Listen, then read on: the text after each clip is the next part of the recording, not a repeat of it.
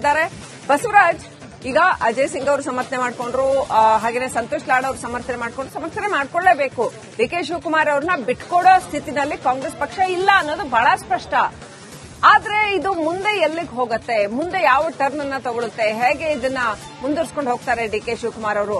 ರಾಹುಲ್ ಗಾಂಧಿ ಅವರ ವಿಚಾರಕ್ಕೂ ಇದಕ್ಕೂ ಏನಾದ್ರೂ ತಾಳೆ ಆಗತ್ತಾ?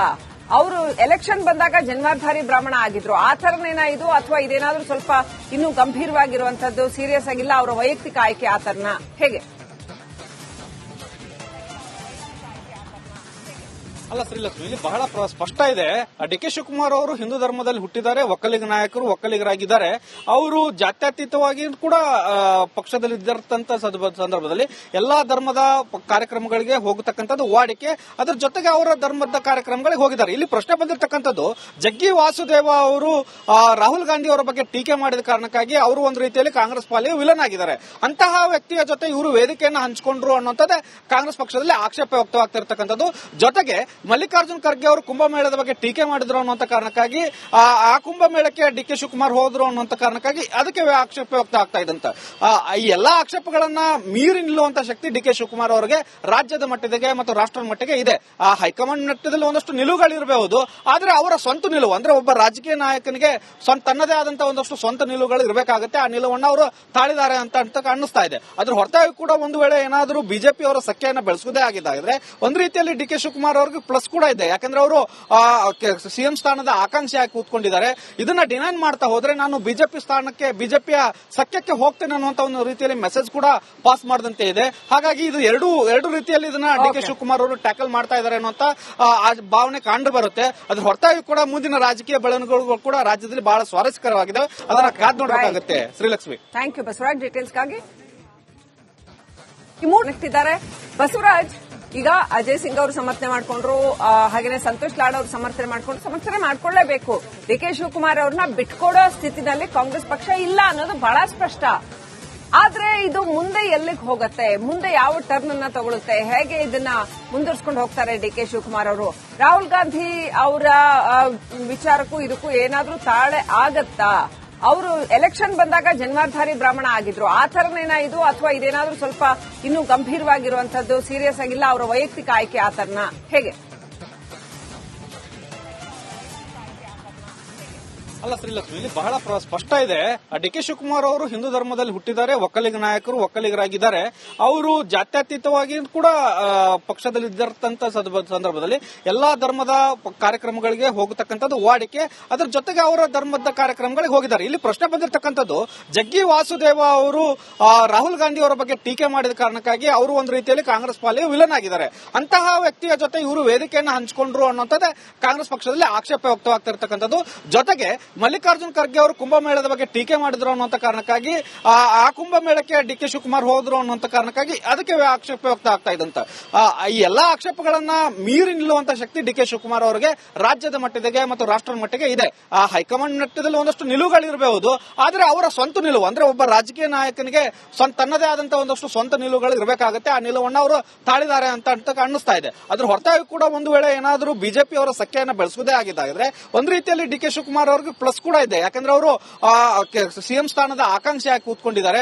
ಇದನ್ನ ಡಿನೈನ್ ಮಾಡ್ತಾ ಹೋದ್ರೆ ನಾನು ಬಿಜೆಪಿ ಸ್ಥಾನಕ್ಕೆ, ಬಿಜೆಪಿಯ ಸಖ್ಯಕ್ಕೆ ಹೋಗ್ತೇನೆ ಅನ್ನುವಂತ ಒಂದು ರೀತಿಯಲ್ಲಿ ಮೆಸೇಜ್ ಕೂಡ ಪಾಸ್ ಮಾಡದಂತೆ ಇದೆ. ಹಾಗಾಗಿ ಇದು ಎರಡು ರೀತಿಯಲ್ಲಿ ಇದನ್ನ ಡಿಕೆ ಶಿವಕುಮಾರ್ ಅವರು ಟ್ಯಾಕಲ್ ಮಾಡ್ತಾ ಇದ್ದಾರೆ ಅನ್ನುವಂತ ಭಾವನೆ ಕಂಡು ಬರುತ್ತೆ. ಅದ್ರ ಹೊರತಾಗಿ ಕೂಡ ಮುಂದಿನ ರಾಜಕೀಯ ಬೆಳವಣಿಗೆಗಳು ಕೂಡ ರಾಜ್ಯದಲ್ಲಿ ಬಹಳ ಸ್ವಾರಸ್ಯಕರವಾಗಿದೆ. ಅದನ್ನ ಕಾದ್ ನೋಡಬೇಕಾಗುತ್ತೆ. Srilakshmi, thank you Basavaraj ಡೀಟೇಲ್ಸ್ಗಾಗಿ.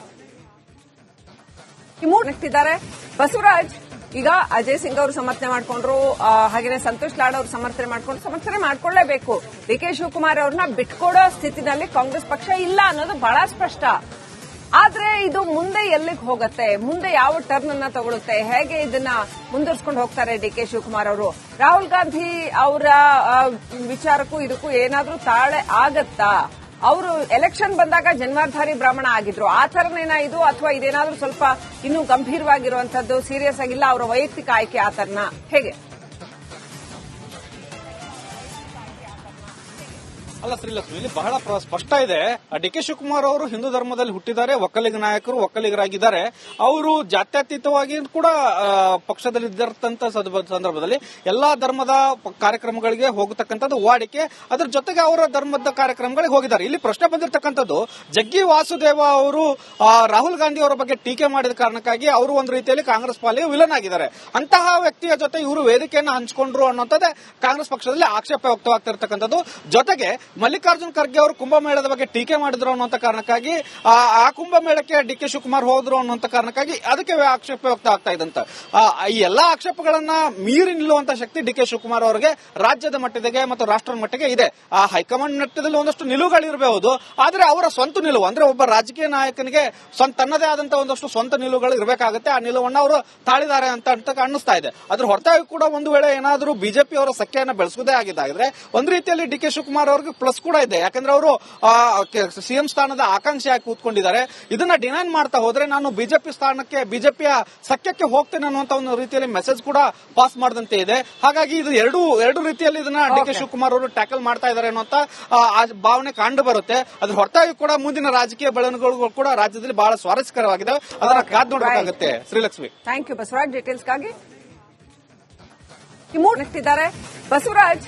ಈಗ ಅಜಯ್ ಸಿಂಗ್ ಅವರು ಸಮರ್ಥನೆ ಮಾಡಿಕೊಂಡ್ರು, ಹಾಗೆಯೇ ಸಂತೋಷ್ ಲಾಡ್ ಅವರು ಸಮರ್ಥನೆ ಮಾಡ್ಕೊಳ್ಳೇಬೇಕು. ಡಿ ಕೆ ಶಿವಕುಮಾರ್ ಅವ್ರನ್ನ ಬಿಟ್ಕೊಡೋ ಸ್ಥಿತಿನಲ್ಲಿ ಕಾಂಗ್ರೆಸ್ ಪಕ್ಷ ಇಲ್ಲ ಅನ್ನೋದು ಬಹಳ ಸ್ಪಷ್ಟ. ಆದ್ರೆ ಇದು ಮುಂದೆ ಎಲ್ಲಿಗೆ ಹೋಗುತ್ತೆ, ಮುಂದೆ ಯಾವ ಟರ್ನ್ ಅನ್ನ ತಗೊಳುತ್ತೆ, ಹೇಗೆ ಇದನ್ನ ಮುಂದುವರ್ಸ್ಕೊಂಡು ಹೋಗ್ತಾರೆ ಡಿ ಕೆ ಶಿವಕುಮಾರ್ ಅವರು? ರಾಹುಲ್ ಗಾಂಧಿ ಅವರ ವಿಚಾರಕ್ಕೂ ಇದಕ್ಕೂ ಏನಾದ್ರೂ ತಾಳೆ ಆಗತ್ತಾ? ಅವರು ಎಲೆಕ್ಷನ್ ಬಂದಾಗ ಜನ್ವಾರ್ಧಾರಿ ಬ್ರಾಹ್ಮಣ ಆಗಿದ್ರು, ಆ ಥರನೇನಾ ಇದು, ಅಥವಾ ಇದೇನಾದ್ರೂ ಸ್ವಲ್ಪ ಇನ್ನೂ ಗಂಭೀರವಾಗಿರುವಂತದ್ದು, ಸೀರಿಯಸ್ ಆಗಿಲ್ಲ ಅವರ ವೈಯಕ್ತಿಕ ಆಯ್ಕೆ ಆ ಥರನ ಹೇಗೆ?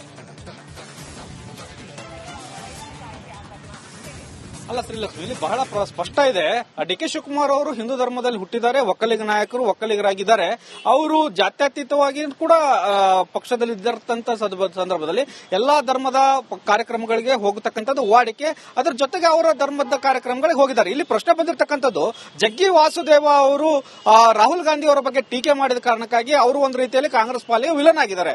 ಅಂತಹ ವ್ಯಕ್ತಿಯ ಜೊತೆ ಇವರು ವೇದಿಕೆಯನ್ನು ಹಂಚಿಕೊಂಡ್ರು ಅನ್ನೋದೇ ಕಾಂಗ್ರೆಸ್ ಪಕ್ಷದಲ್ಲಿ ಆಕ್ಷೇಪ ವ್ಯಕ್ತವಾಗ್ತಿರ್ತಕ್ಕಂಥದ್ದು. ಜೊತೆಗೆ ಮಲ್ಲಿಕಾರ್ಜುನ್ ಖರ್ಗೆ ಅವರು ಕುಂಭಮೇಳದ ಬಗ್ಗೆ ಟೀಕೆ ಮಾಡಿದ್ರು ಅನ್ನುವಂತ ಕಾರಣಕ್ಕಾಗಿ ಆ ಕುಂಭಮೇಳಕ್ಕೆ ಡಿ ಕೆ ಶಿವಕುಮಾರ್ ಹೋದ್ರು ಅನ್ನುವಂತ ಕಾರಣಕ್ಕಾಗಿ ಅದಕ್ಕೆ ಆಕ್ಷೇಪ ವ್ಯಕ್ತ ಆಗ್ತಾ ಇದ್ದಂತ. ಈ ಎಲ್ಲಾ ಆಕ್ಷೇಪಗಳನ್ನ ಮೀರಿ ನಿಲ್ಲುವಂತ ಶಕ್ತಿ ಡಿ ಕೆ ಶಿವಕುಮಾರ್ ಅವರಿಗೆ ರಾಜ್ಯದ ಮಟ್ಟದಿಗೆ ಮತ್ತು ರಾಷ್ಟ್ರದ ಮಟ್ಟಿಗೆ ಇದೆ. ಆ ಹೈಕಮಾಂಡ್ ಮಟ್ಟದಲ್ಲಿ ಒಂದಷ್ಟು ನಿಲುವುಗಳಿರಬಹುದು, ಆದ್ರೆ ಅವರ ಸ್ವಂತ ನಿಲುವು ಅಂದ್ರೆ ಒಬ್ಬ ರಾಜಕೀಯ ನಾಯಕನಿಗೆ ತನ್ನದೇ ಆದಂತಹ ಒಂದಷ್ಟು ಸ್ವಂತ ನಿಲುವುಗಳು ಇರಬೇಕಾಗುತ್ತೆ. ಆ ನಿಲುವನ್ನು ಅವರು ತಾಳಿದ್ದಾರೆ ಅಂತ ಅನ್ನಿಸ್ತಾ ಇದೆ. ಅದ್ರ ಹೊರತಾಗಿ ಕೂಡ ಒಂದು ವೇಳೆ ಏನಾದರೂ ಬಿಜೆಪಿ ಅವರ ಸಂಖ್ಯೆಯನ್ನು ಬೆಳೆಸುವುದೇ ಆಗಿದ್ರೆ ಒಂದು ರೀತಿಯಲ್ಲಿ ಡಿ ಕೆ ಶಿವಕುಮಾರ್ ಅವರಿಗೆ ಪ್ಲಸ್ ಕೂಡ ಇದೆ. ಯಾಕಂದ್ರೆ ಅವರು ಸಿಎಂ ಸ್ಥಾನದ ಆಕಾಂಕ್ಷಿಯಾಗಿ ಕೂತ್ಕೊಂಡಿದ್ದಾರೆ. ಇದನ್ನ ಡಿನೈನ್ ಮಾಡ್ತಾ ಹೋದ್ರೆ ನಾನು ಬಿಜೆಪಿ ಸ್ಥಾನಕ್ಕೆ, ಬಿಜೆಪಿಯ ಸಖ್ಯಕ್ಕೆ ಹೋಗ್ತೇನೆ ಅನ್ನುವಂತ ಒಂದು ರೀತಿಯಲ್ಲಿ ಮೆಸೇಜ್ ಕೂಡ ಪಾಸ್ ಮಾಡದಂತೆ ಇದೆ. ಹಾಗಾಗಿ ಇದು ಎರಡು ರೀತಿಯಲ್ಲಿ ಇದನ್ನ ಡಿ ಕೆ ಶಿವಕುಮಾರ್ ಅವರು ಟ್ಯಾಕಲ್ ಮಾಡ್ತಾ ಇದ್ದಾರೆ ಅನ್ನುವಂತ ಭಾವನೆ ಕಂಡು ಬರುತ್ತೆ. ಅದ್ರ ಹೊರತಾಗಿ ಕೂಡ ಮುಂದಿನ ರಾಜಕೀಯ ಬೆಳವಣಿಗೆಗಳು ಕೂಡ ರಾಜ್ಯದಲ್ಲಿ ಬಹಳ ಸ್ವಾರಸ್ಯಕರವಾಗಿದೆ. ಅದನ್ನ ಕಾದ್ ನೋಡಬೇಕಾಗುತ್ತೆ. Srilakshmi, thank you Basavaraj. ಡೀಟೇಲ್ಸ್ಗಾಗಿ ಇದ್ದಾರೆ ಬಸವರಾಜ್. ಈಗ ಅಜಯ್ ಸಿಂಗ್ ಅವರು ಸಮರ್ಥನೆ ಮಾಡಿಕೊಂಡ್ರು, ಹಾಗೆಯೇ ಸಂತೋಷ್ ಲಾಡ್ ಅವರು ಸಮರ್ಥನೆ ಮಾಡ್ಕೊಳ್ಳೇಬೇಕು. ಡಿ ಕೆ ಶಿವಕುಮಾರ್ ಅವ್ರನ್ನ ಬಿಟ್ಕೊಡೋ ಸ್ಥಿತಿನಲ್ಲಿ ಕಾಂಗ್ರೆಸ್ ಪಕ್ಷ ಇಲ್ಲ ಅನ್ನೋದು ಬಹಳ ಸ್ಪಷ್ಟ. ಆದ್ರೆ ಇದು ಮುಂದೆ ಎಲ್ಲಿಗೆ ಹೋಗುತ್ತೆ, ಮುಂದೆ ಯಾವ ಟರ್ನ್ ಅನ್ನ ತಗೊಳುತ್ತೆ, ಹೇಗೆ ಇದನ್ನ ಮುಂದುವರ್ಸ್ಕೊಂಡು ಹೋಗ್ತಾರೆ ಡಿ ಕೆ ಶಿವಕುಮಾರ್ ಅವರು? ರಾಹುಲ್ ಗಾಂಧಿ ಅವರ ವಿಚಾರಕ್ಕೂ ಇದಕ್ಕೂ ಏನಾದ್ರೂ ತಾಳೆ ಆಗತ್ತಾ? ಅವರು ಎಲೆಕ್ಷನ್ ಬಂದಾಗ ಜನ್ವಾರ್ಧಾರಿ ಬ್ರಾಹ್ಮಣ ಆಗಿದ್ರು, ಆ ಥರನೇನಾ ಇದು, ಅಥವಾ ಇದೇನಾದ್ರೂ ಸ್ವಲ್ಪ ಇನ್ನೂ ಗಂಭೀರವಾಗಿರುವಂತದ್ದು, ಸೀರಿಯಸ್ ಆಗಿಲ್ಲ ಅವರ ವೈಯಕ್ತಿಕ ಆಯ್ಕೆ ಆ ಥರನ ಹೇಗೆ? ಅಲ್ಲ ಶ್ರೀಲಕ್ಷ್ಮಿ, ಇಲ್ಲಿ ಬಹಳ ಸ್ಪಷ್ಟ ಇದೆ. ಡಿ ಕೆ ಶಿವಕುಮಾರ್ ಅವರು ಹಿಂದೂ ಧರ್ಮದಲ್ಲಿ ಹುಟ್ಟಿದ್ದಾರೆ, ಒಕ್ಕಲಿಗ ನಾಯಕರು, ಒಕ್ಕಲಿಗರಾಗಿದ್ದಾರೆ. ಅವರು ಜಾತ್ಯತೀತವಾಗಿ ಕೂಡ ಪಕ್ಷದಲ್ಲಿದ್ದಂತ ಸಂದರ್ಭದಲ್ಲಿ ಎಲ್ಲಾ ಧರ್ಮದ ಕಾರ್ಯಕ್ರಮಗಳಿಗೆ ಹೋಗತಕ್ಕಂಥದ್ದು ವಾಡಿಕೆ. ಅದರ ಜೊತೆಗೆ ಅವರ ಧರ್ಮದ ಕಾರ್ಯಕ್ರಮಗಳಿಗೆ ಹೋಗಿದ್ದಾರೆ. ಇಲ್ಲಿ ಪ್ರಶ್ನೆ ಬಂದಿರತಕ್ಕಂಥದ್ದು, ಜಗ್ಗಿ ವಾಸುದೇವ ಅವರು ರಾಹುಲ್ ಗಾಂಧಿ ಅವರ ಬಗ್ಗೆ ಟೀಕೆ ಮಾಡಿದ ಕಾರಣಕ್ಕಾಗಿ ಅವರು ಒಂದು ರೀತಿಯಲ್ಲಿ ಕಾಂಗ್ರೆಸ್ ಪಾಲಿಗೆ ವಿಲನ್ ಆಗಿದ್ದಾರೆ. ಅಂತಹ ವ್ಯಕ್ತಿಯ ಜೊತೆ ಇವರು ವೇದಿಕೆಯನ್ನು ಹಂಚಿಕೊಂಡ್ರು ಅನ್ನೋದೇ ಕಾಂಗ್ರೆಸ್ ಪಕ್ಷದಲ್ಲಿ ಆಕ್ಷೇಪ ವ್ಯಕ್ತವಾಗ್ತಿರ್ತಕ್ಕಂಥದ್ದು. ಜೊತೆಗೆ ಮಲ್ಲಿಕಾರ್ಜುನ್ ಖರ್ಗೆ ಅವರು ಕುಂಭಮೇಳದ ಬಗ್ಗೆ ಟೀಕೆ ಮಾಡಿದ್ರು ಅನ್ನುವಂತ ಕಾರಣಕ್ಕಾಗಿ ಆ ಕುಂಭಮೇಳಕ್ಕೆ ಡಿ.ಕೆ. ಶಿವಕುಮಾರ್ ಹೋದ್ರು ಅನ್ನುವಂತ ಕಾರಣಕ್ಕಾಗಿ ಅದಕ್ಕೆ ಆಕ್ಷೇಪ ವ್ಯಕ್ತ ಆಗ್ತಾ ಇದ್ದಂತ ಈ ಎಲ್ಲಾ ಆಕ್ಷೇಪಗಳನ್ನ ಮೀರಿ ನಿಲ್ಲುವಂತ ಶಕ್ತಿ ಡಿ.ಕೆ. ಶಿವಕುಮಾರ್ ಅವರಿಗೆ ರಾಜ್ಯದ ಮಟ್ಟದಿಗೆ ಮತ್ತು ರಾಷ್ಟ್ರದ ಮಟ್ಟಿಗೆ ಇದೆ. ಆ ಹೈಕಮಾಂಡ್ ಮಟ್ಟದಲ್ಲಿ ಒಂದಷ್ಟು ನಿಲುವುಗಳಿರಬಹುದು, ಆದ್ರೆ ಅವರ ಸ್ವಂತ ನಿಲುವು ಅಂದ್ರೆ ಒಬ್ಬ ರಾಜಕೀಯ ನಾಯಕನಿಗೆ ತನ್ನದೇ ಆದಂತಹ ಒಂದಷ್ಟು ಸ್ವಂತ ನಿಲುವುಗಳು ಇರಬೇಕಾಗುತ್ತೆ. ಆ ನಿಲುವನ್ನ ಅವರು ತಾಳಿದ್ದಾರೆ ಅಂತ ಅನ್ನಿಸ್ತಾ ಇದೆ. ಅದ್ರ ಹೊರತಾಗಿ ಕೂಡ ಒಂದು ವೇಳೆ ಏನಾದರೂ ಬಿಜೆಪಿ ಅವರ ಸಖ್ಯನ ಬೆಳೆಸೋದೇ ಆಗಿದ್ದಾದ್ರೆ ಒಂದು ರೀತಿಯಲ್ಲಿ ಡಿ.ಕೆ. ಶಿವಕುಮಾರ್ ಅವರಿಗೆ ಪ್ಲಸ್ ಕೂಡ ಇದೆ. ಯಾಕಂದ್ರೆ ಅವರು ಸಿಎಂ ಸ್ಥಾನದ ಆಕಾಂಕ್ಷಿಯಾಗಿ ಕೂತ್ಕೊಂಡಿದ್ದಾರೆ. ಇದನ್ನ ಡಿನೈನ್ ಮಾಡ್ತಾ ಹೋದ್ರೆ ನಾನು ಬಿಜೆಪಿ ಸ್ಥಾನಕ್ಕೆ ಬಿಜೆಪಿಯ ಸಖ್ಯಕ್ಕೆ ಹೋಗ್ತೇನೆ ಅನ್ನುವಂತ ಒಂದು ರೀತಿಯಲ್ಲಿ ಮೆಸೇಜ್ ಕೂಡ ಪಾಸ್ ಮಾಡದಂತೆ ಇದೆ. ಹಾಗಾಗಿ ಇದು ಎರಡು ರೀತಿಯಲ್ಲಿ ಇದನ್ನ ಡಿ.ಕೆ. ಶಿವಕುಮಾರ್ ಅವರು ಟ್ಯಾಕಲ್ ಮಾಡ್ತಾ ಇದ್ದಾರೆ ಅನ್ನುವಂತ ಭಾವನೆ ಕಂಡು ಬರುತ್ತೆ. ಅದ್ರ ಹೊರತಾಗಿ ಕೂಡ ಮುಂದಿನ ರಾಜಕೀಯ ಬೆಳವಣಿಗೆಗಳು ಕೂಡ ರಾಜ್ಯದಲ್ಲಿ ಬಹಳ ಸ್ವಾರಸ್ಯಕರವಾಗಿದೆ. ಅದನ್ನ ಕಾದ್ ನೋಡಬೇಕಾಗುತ್ತೆ. Srilakshmi, thank you Basavaraj ಡೀಟೇಲ್ಸ್ಗಾಗಿ.